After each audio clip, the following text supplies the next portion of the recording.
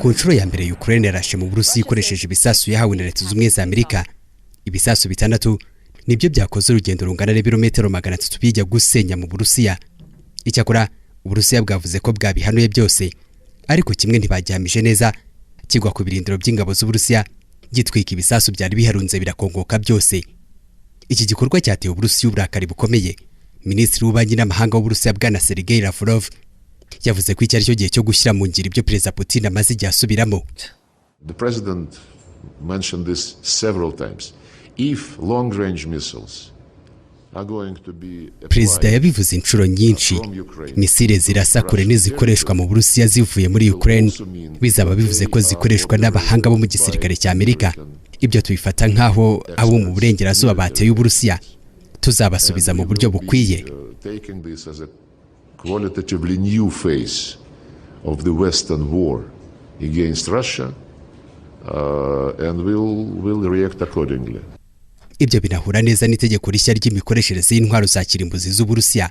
Uburusiya buherutse kwemeza ko igihugu cyose kidafite izi ntwaro kiramutse gikoresheje imbunda zikomeye cyahawe n'ikindi gihugu gitunze izi ntwaro za kirimbuzi, ngo bivuze ko Uburusiya bugomba guhita buzikoresha. Ibyo byanateye ubwoba ibihugu nka Sweden na Finland kubera ko bituranye n'Uburusiya. Byahise bitangira kwigisha abaturage uko bakwitwara mu ntambara y'intwaro za kirimbuzi. Ndetse na Leta z'Ubumwe za Amerika zafunze ambasade yazo muri Ukraine.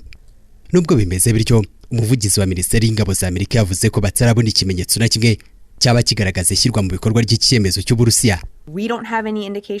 Nta kimenyetso turabona cyerekana ko Uburusiya bwitegura gukoresha intwaro za kirimbuzi muri Ukraine. Nta nubwo turabona icyatuma tunahindura imikoreshereze y'izo ntwaro ku ruhande rwacu. Ibyo ni nako bimeze mu bitekerezo by'abahanga barebera hafi politike. Andrei Kolesnikov ni umunyamakuru w'Umurusiya, aho yaganiraga na BBC. Ndatekereza ko akiri mu rujijo, na Putin ubwe ashobora kuba ataramenya nimba azakoresha izo ntwaro. Bizaterwa n'amarangamutima ye. Twese tuzi ko ari umugabo ugira amarangamutima cyane, ndetse n'icyemezo cyo gutangiza iyi ntambara cyatewe n'amarangamutima ye. Icyakora hari abandi batabibona uko. Ugira umusesenguzi wari mu kiganiro kuri televiziyo y'Abanyamerika yitwa Fox News.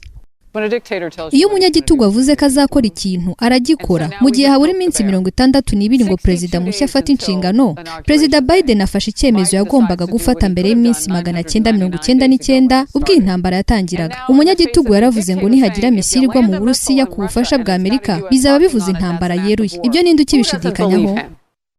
Uyu mwuka w'intambara ikomeye nakomeje gututumba. Hari ababihuza n'imitegekere ya Perezida wa Leta z'Ubumwe za Amerika Joe Biden. Uyu nawe ari mu kiganiro kuri Fox News. Biden yateje intambara nyinshi. Ameze nk'umwana uri mu cyumba cyuzuyemo biswi agatangira kuzimenagura. Nimba mwibuka neza, Obama yaburiye Trump ku ntambara ya Korea ya ruguru. Yahise yubaka umubano mwiza na Korea, amasasa ahita ahagarara.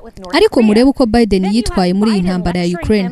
Uburusiya bwari bwiteguye kujya mu biganiro, ariko Biden we yatanze uburenganzira bwo kurasa mu Burusiya.